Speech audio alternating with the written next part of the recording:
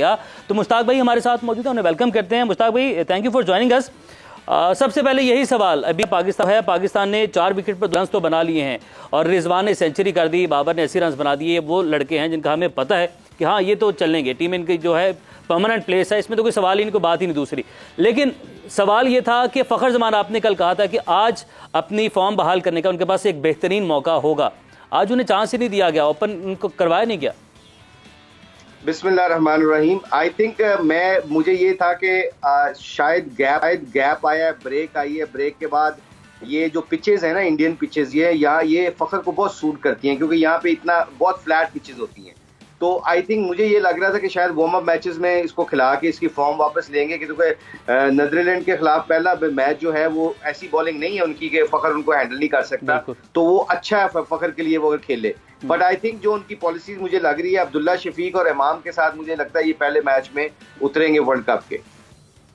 ठीक है मुश्ताक भाई, जो आपने इसके बाद जो चेंज किया गया, ये फैसला आप क्या समझते हैं? फैसला दुरुस्त ही, और क्या आज अच्छा मौका नहीं था कि फ़खर जमान को, क्योंकि आपने प्रेस कॉन्फ्रेंस में आपके चीफ सेलेक्टर ने भी कहा, आपके कप्तान ने भी कहा कि वो हमारा मेन हथियार है, बड़े मैच का प्लेयर है और फ़खर जमान के बगैर आपकी टीम मुकम्मल नहीं होती। तो अगर टीम मुकम्मल नहीं होती तो आज ये बेहतरीन मौका था, जिस तरह की विकेट है, जिस तरह का वार्म अप मैच है, इसमें कोई प्रेशर भी नहीं है, उनको खिलाया जाता है यहाँ पर।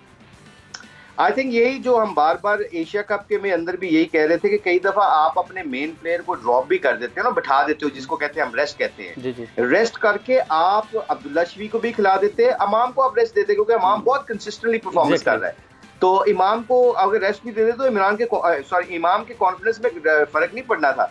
मगर क्योंकि आप कंटिन्यू हर बंदे को मैच खिला रहे हो तो आपको फिर आपकी स्ट्रेंथ का नहीं पता चलता। तो आई थिंक यहाँ पे फ़खर जमान को यहाँ पे फ़खर जमान को यहाँ पे खिलाना चाहिए। और यहाँ पे इन पिचों के ऊपर जैसे ही वो खेलेंगे और इनका कॉन्फिडेंस बिल्ट अप होगा, जैसे हमें सबको पता है कि वो ही इज एक्स फैक्टर, और एक्स फैक्टर जो लोग होते हैं वो फिर मैच अकेले जिता देते हैं, तो उसका खेलना बहुत जरूरी है। तो एक्स फैक्टर जो आज मुश्ताक भी हमने मिस किया है, इस हवाले से आप क्या समझते हैं? कप्तान थोड़े से अभी भी कंफ्यूज हैं, क्योंकि एशिया कप में हम लोगों ने देखा कप्तान के ऊपर सवाल उठ रहे थे, बातें हो रही थी। अभी इट्स टू अर्ली, हम कोई ऐसे सवाल या तनकीद की तरफ नहीं जा रहे, बट स्टिल बाबर आजम कुछ कप्तानी के हवाले से कुछ परेशानी का शिकार दिखाई दे रहे हैं, वो ऐसे फैसले नहीं कर पा रहे, प्रेशर है उनके ऊपर, ये फिर मामला है क्या? I don't think so उसके ऊपर प्रेशर है, क्योंकि वो इतना मेन प्लेयर है। पाकिस्तान से परफॉर्मेंस कंसिस्टेंटली जितनी उसने की है किसी ने भी नहीं की। ये नहीं बात कप्तानी का, मेरा ख्याल ये यहाँ पे मैनेजमेंट का बहुत रोल होता है कि वो बाबर को कई दफा कप्तान के माइंडसेट में पता नहीं कितनी 100 चीजें चल रही होती हैं। तो इसलिए जो आपका ड्रेस रूम होता है, जिसमें हम कहते हैं, जिस तरह हमारे कोचेज हैं और हमारे जो हेड कोच है या आपका डायरेक्टर ऑफ क्रिकेट है, जो वो बैठ के बाबर को कहे कि जी ठीक है हम इमाम को रेस्ट कराते हैं, क्योंकि इमाम की फॉर्म तो बहुत तगड़ी लगी हुई है अल्लाह के फजल से, तो क्यों ना हम फ़खर को खिलाएं। इसके लिए ऊपर आपको सबको एक सेम पेज पे आना हो और इसके लिए चांस लेना। जैसे अभी इंडिया ने लिया, इंडिया ने 2 मैच अपने यंगस्टर्स के साथ खेल के जीत लिए हैं, और फिर दोनों जब विराट कोहली और रोहित शर्मा आए हैं तो वो मैच भी हार गए, मगर वो वर्ल्ड कप की तैयारी कर रहे हैं। तो हमें भी वर्ल्ड कप की तैयारी के लिए फ़खर का 1-2 मैच खेलना टूर्नामेंट शुरू होने से पहले बहुत जरूरी होगा। अगर वो पहले मैच में ही डालेंगे और खुदा ना खास्ता क्रिकेट है, अगर वो नहीं चलता तो फिर पाकिस्तान को नहीं पता चलना कि कहां पे जाना है, किस कॉम्बिनेशन के साथ। मुश्ताक भाई, ये कहीं ये इशारा तो नहीं है कि मतलब अब ये वाज़ेह हो गया कि शायद फ़खर जमान मैच ना खेलें, पहला मैच ना खेलें? हाँ ऑफ कोर्स, जब आप अपने अब्दुल्ला शफीक को खिलाते हैं और आप इमाम के साथ जाते हो तो आप वो कॉम्बिनेशन के साथ जाते हैं ना कि हमारे पास ये 2-3 मैच हैं और पहले मैच से पहले हमने ये ट्राई करना ये कॉम्बिनेशन कैसा चलता है, क्योंकि एशिया कप में ऑब्वियसली अब्दुल्ला शफीक ने 50 किया और उसका हक भी बनता है। मगर मैं हैविंग सेड दैट कि मुझे ये लगता है कि इमाम को आप रेस्ट दे देते, या बाबर खुद भी रेस्ट कर सकता था, कोई ऐसा मसला नहीं। रिजवान को रेस्ट दे देते, कोई दूसरा कीपर खिला सकते हैं, इमाम को आप कीपिंग भी करा सकते हैं। खुदा ना खास्ता देखे ना, रिजवान की तो फॉर्म बहुत अच्छी लगी हुई है अल्लाह की मेहरबानी से, तो रिजवान को आई थिंक रिजवान या इमाम या बाबर में से एक रेस्ट कर लेता और ये 3-4 लड़कों को खिला देते जिनकी फॉर्म नहीं लगी हुई, उनको खिला के डालते, उनको रन्स करवाते, ताकि आने वाले मैचों में इनके लिए आसानी हो जाए। इनके लिए आसानी जो होती है। हाफिज इमरान भी हमारे साथ मौजूद हैं, उन्हें भी खुशामदीद कहते हैं। हाफिज बहुत शुक्रिया ज्वाइन करने के लिए। अच्छा हाफिज, हमारा जो अगला वार्म अप मैच है वो है अगेंस्ट ऑस्ट्रेलिया, और उस मैच में आप देख रहे हैं कि क्या इसी तरीके के माइंडसेट से हम जाएंगे? और बात हो रही है हमारी ओपनिंग के हवाले से, अगर हम ऑन पेपर बात करें ना, तो हमारे पास हम काउंट करें तो ओपनर्स एक लातादाद, एक बड़ा नंबर है जो कि ओपनर्स हमारे पास यहाँ पर इस वक्त टीम में मौजूद हैं। शान मसूद अभी टीम से बाहर हैं, हारिस के हवाले से कहा जाता है इनको भी ओपन करवा दी जाए, इमाम हैं, अब्दुल्ला हैं, फ़खर हैं, लेकिन हम स्ट्रगल भी ओपनिंग में ही कर रहे हैं। इसकी क्या वजह है और इसका हल हमें इस वार्म अप मैच में तलाश करना था, आज हमने क्या ये मौका मिस कर दिया? देखिए, इसकी वजह तो कोई भी नहीं है, सिर्फ एक ही वजह है कि फ़खर आउट ऑफ फॉर्म है, इसके अलावा तो कोई दूसरी वजह नहीं है। और फ़खर जमान की फॉर्म ही पाकिस्तान की ओपनिंग जोड़ी के लिए सबसे बड़ा मसला है, और पाकिस्तान की ड्रेसिंग रूम में और पाकिस्तान की मैनेजमेंट में, प्लेयर्स में अगर इसी हवाले से कोई भी परेशानी पाई जाती है तो फिर सिर्फ और सिर्फ फ़खर की फॉर्म है।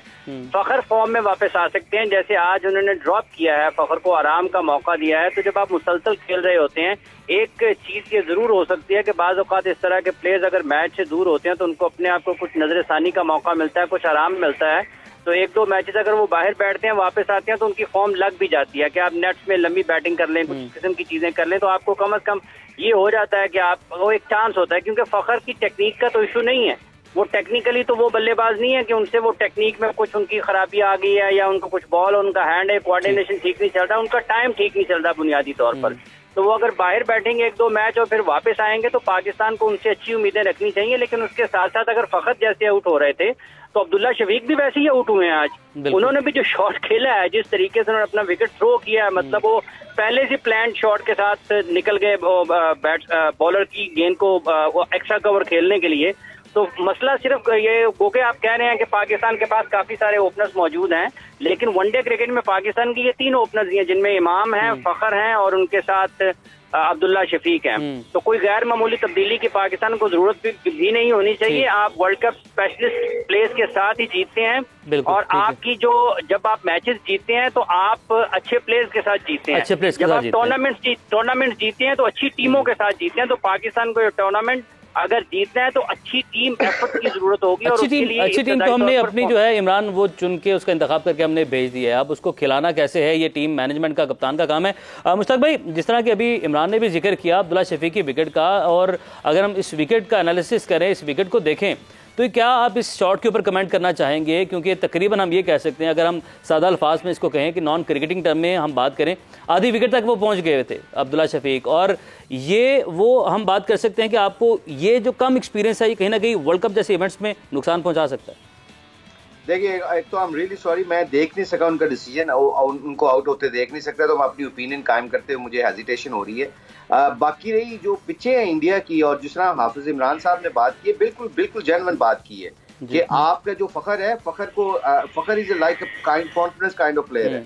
उसका जो कॉन्फिडेंस है ना, अगर वो जब फ़खर को कॉन्फिडेंस आ जाता है ना, तो वो किसी भी बॉलिंग को लूट सकता है। बिल्कुल। आई थिंक फ़खर का सबसे इंपॉर्टेंट चीज जो मुझे लगती है, इट्स अ फाइन बैलेंस, जिसे हम कहते हैं ना, फाइन बैलेंस। क्या उसको रेस्ट चाहिए?